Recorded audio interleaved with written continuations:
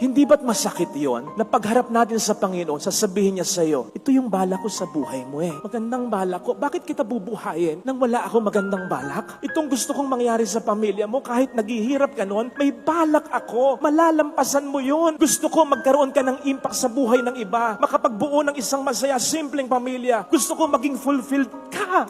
Dami kong magandang balak sa'yo. Ito yun! Sinayang mo. Dahil natakot kang magtaya, natakot kang lumaban, natakot kang magsikap, natakot kang sumampalataya, natakot kang maging expressive, maging social, natakot kang magpatawad, natakot kang ibigay mo ang best mo, natakot kang magpakabuting tao, natakot ka, tinamad ka, nawalan ka ng pag-asa, na ibigay mo sa akin ang sarili mo. Sinisigurado ko po sa inyo, saan man tayo mapunta sa kabilang buhay, yun ang parang patikim ng parang impyerno. And so brothers and sisters, let us conquer our fear because God has placed all the best things in life on the other side of our fear.